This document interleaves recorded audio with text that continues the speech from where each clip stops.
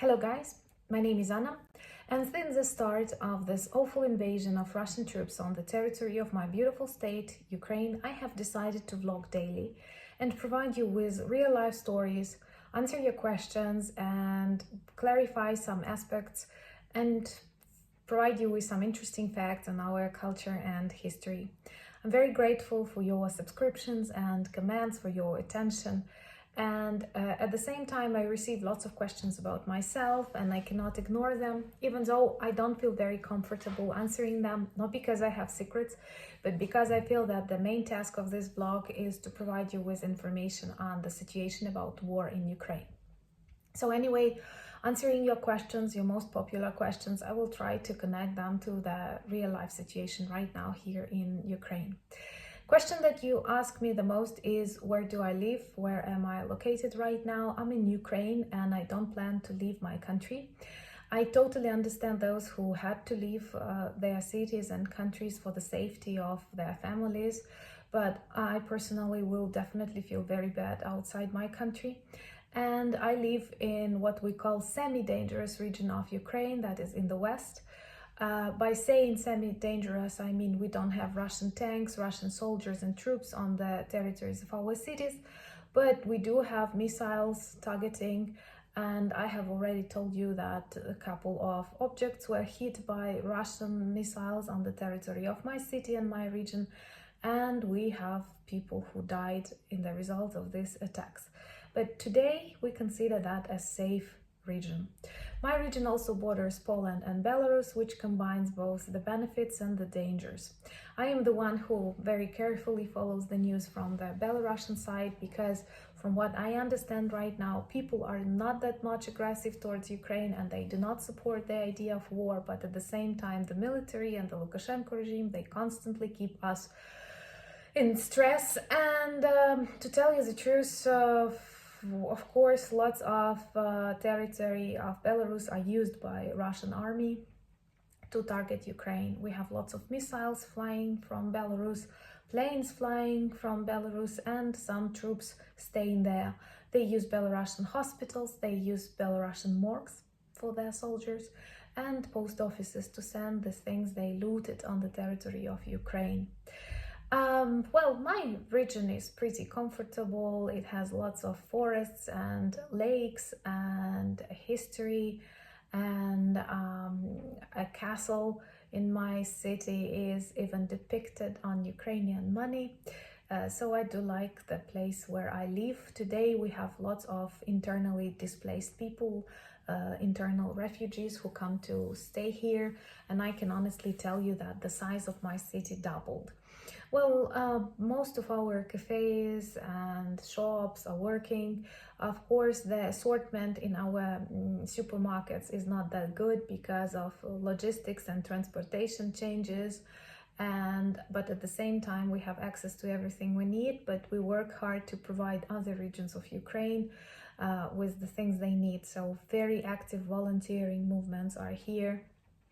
And sometimes we are targeted by Russians because of that. Also because some weapons and supplies that come from West, they come through our region. That's why we have very active territorial defenses. We have lots of military here too, to protect all of that. You ask about the influence this war has on me and my family, and of course I can say it definitely has, and maybe I don't see all of it yet. My aunt with her family has come from Kyiv to stay with us, and I feel totally comfortable with that, even though I have many people feeding me. Well, like during such hardships, it's always good to be close with your relatives. And I have friends and close people who are in the armed forces and in the territorial defense. Very many men and even women in my region go to territorial defense, where they are trained how to use weapons, how to shoot, how to provide medical help when necessary, and they are ready to protect our territories. These are not professional military people, not people on contracts, but people who believe that during this war period they have to be active in what they are doing. Also, you often compliment my English. Thank you very much, even though I make mistakes. But maybe if I am not that fast and I'm a fast speaker, I can make less mistakes, but I chase my idea. That's why I can be very quick.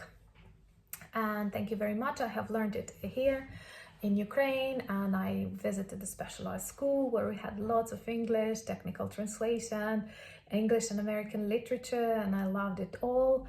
Plus, we had very few classes of mathematics, and that was really good for me.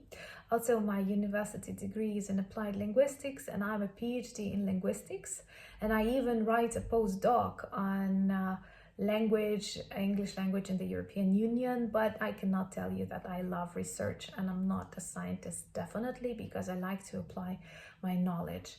And when describing you what I do in my life, perhaps I will start with the things I love most and finish with the things I just do because all of us do the thing we have to.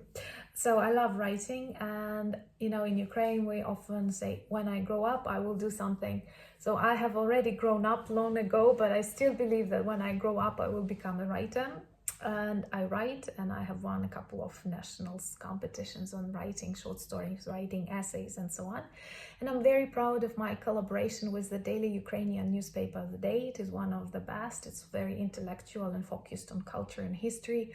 I'm also a co-author of some of their articles, and I was responsible for one of the columns dedicated to this intellectual cuisine, gastronomy, something like that, where I talk about various products or things that famous people like to eat, or Ukrainian cuisine traditions.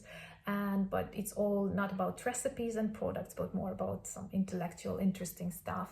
Also, I write about history, language, culture, things that bother me a lot. I will leave a link under this video, but all of the articles are in Ukrainian, so I'm not sure it will tell you more about me.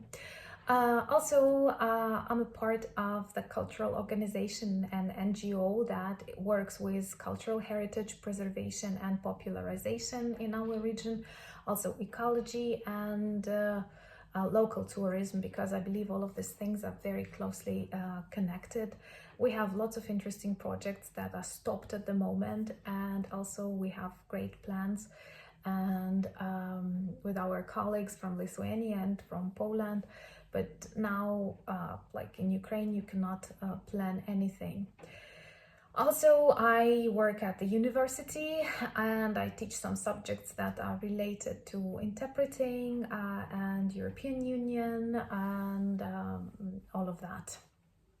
And I had experience of working as a TV host. Someone asked me that, but on a local regional TV. The program was about Ukrainian language, and I'm not that good expert in Ukrainian language.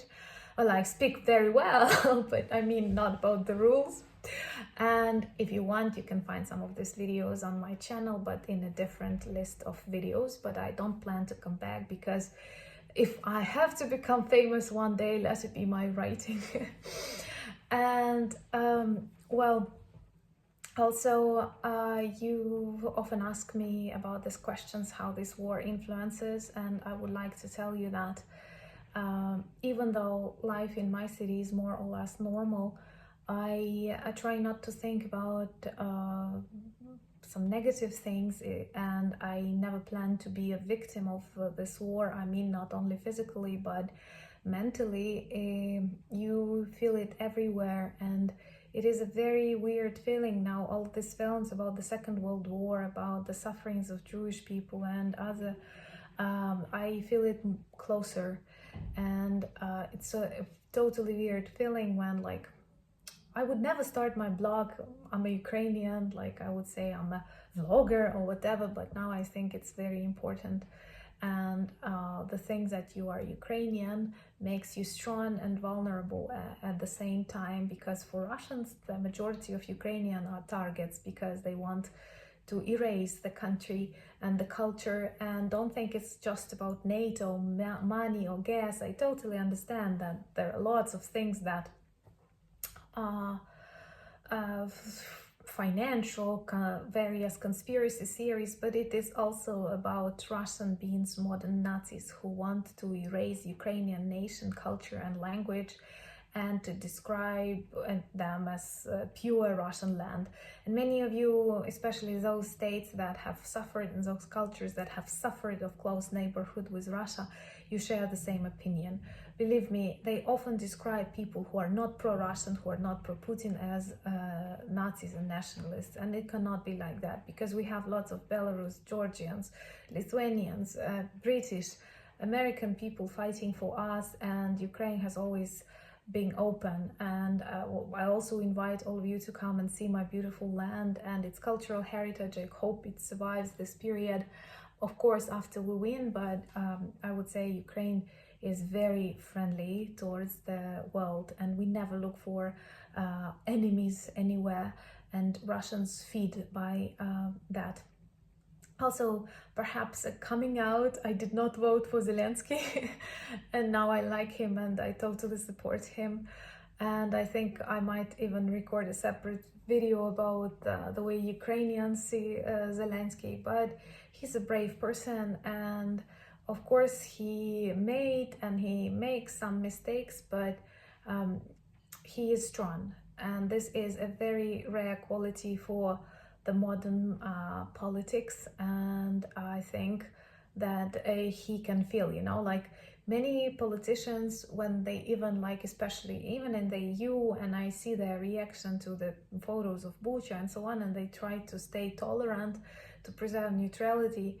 And I saw his face yesterday when he was in the cities and he saw this horrific scenes and people, Ukrainians, killed because they are Ukrainians. He was very emotional, and I think it's very important, because people who feel, you can forgive their mistakes and you can trust them more or less. And you know, it's really true that many Ukrainians care very much about the animals that were left without their hosts. And even there, when he came, one of the ladies was asking him to provide the food for the animals. And I even have friends who had special operations to evacuate their squirrels and their cats and their dogs. And I think it also describes very much about my nation being very European, being very normal, being very caring.